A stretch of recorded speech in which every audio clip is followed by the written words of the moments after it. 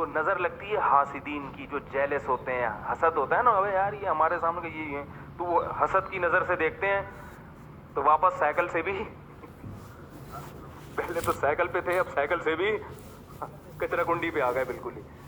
تو ایک دم جھونپڑی میں رہتے تھے، ایک دم پلازا بنا لیا، تو وہاں خطرہ ہوتا ہے کہ بھائی، یا ایک دم کوئی آپ کو اللہ نے خوبصورت بنا دیا، یا کوئی بچہ پیدا ہوا اچانک بہت ہی خوبصورت، جو عام طور پہ اس قسم کے بچے مارکیٹ میں شارٹ ہوتے ہیں، تو جیسے یوسف علیہ السلام تھے، یا ایسا کوئی بچہ بہت خوبصورت پیدا ہو گیا.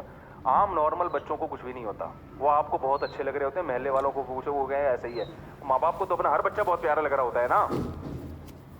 بعض دفعہ اپنی نظر بھی انسان کو لگتی ہے، علماء نے بیان کیا ہے، اپنی بھی لگ جاتی ہے. ایک دم بہت ہی کوئی فنٹر بن گئے تو خود ہی جو ہے نا اپنے آپ کو دیکھ دیکھ کے اترا رہا ہے. تو ایسی صورت میں ایک تو حاسدین سے احتیاط کرنی چاہیے، دوسرا کوئی بھی چیز جب دیکھیں تو ماشاء اللہ کہنا چاہیے، اللہ کی حمد و ثنا کرنی چاہیے. میں نے خود سنا ہے بہت لوگوں سے، قربانی کے جانوروں کو نظر لگی ہے، ایک دم اتنا خوبصورت بیل لے آئے ہٹا کٹا، لوگ بھی حیران، اڑے یہ تو گدھے کی بھی گدھا بھی نہیں کبھی خرید سکا تھا، کیا لے آیا وہ. اس کو جب اسٹائل سے چلایا، نظر لگی اور دھڑام سے اسی وقت گراؤ. صحابی کو نظر لگ گئی تھی اسی طرح سے، بہت خوبصورت جسم تھا ان کا، وہ کپڑے اتار کے نہا رہے تھے، کسی نے جب ان کو دیکھا دھڑام سے اسی وقت نیچے گر گئے وہ.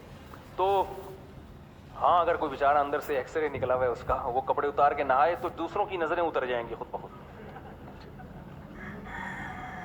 یہ جو لڑکے آتے ہیں نا میرے پاس، حضرت مجھے نظر، میں نے کہا آپ کو نظر لگنے کا کوئی چانس نہیں ہے، آپ نظر کے خاتمے کے لیے ہیں. آپ کی جو چانپیں، جو جب آپ قمیض اتارتے ہیں، کیونکہ گٹکے اور پان نے نظر کا کانسیپٹ ہی کیا کر دیا ہے، ختم. گٹکے والے کو نظر نہیں لگتی، اتنے گٹکے کھا رہے ہیں اور پتہ نہیں کیا کیا ہو رہا ہے، تو ظاہر ہے صحتیں ہی نہیں ہے، تو نظر کے چانس ختم ہو گئے.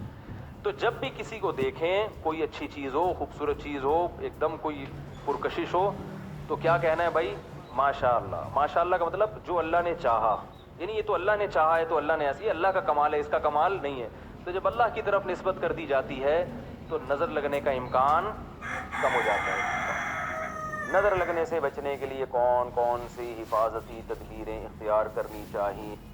بھائی ایک تو رات کو دعاؤں کا اہتمام کرنا چاہیے، سورہ فلق، سورہ ناس 3 دفعہ پڑھ کے اپنے اوپر دم کریں. ایسے سورہ فلق پڑھیں، سورہ ناس پڑھیں، پھونک مارا پوری باڈی پہ، یعنی ہاتھ پہ پھونک مارا پورے جسم پہ پھینک لیا.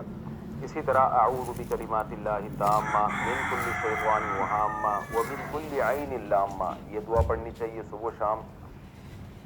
3 دفعہ پڑھ لیں، 5 دفعہ پڑھ لیں. اور جو چھوٹے بچے ہیں ان کو پڑھ کے بھی دم کر دیں. حدیث میں آتا ہے نبی صلی اللہ علیہ وسلم حضرت حسن حسین پر یہ رقیہ کیا کرتے تھے اس طرح سے.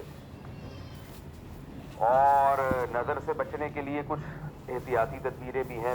تو ایک دم سے جو ہے نا جو کام ہوتا ہے تو لوگ پھر اس پہ نظر لگنے کا خطرہ ہوتا ہے. تو اپنی چیز کو آہستہ آہستہ ایکسپوز کیا جائے، آہستہ آہستہ لایا جائے.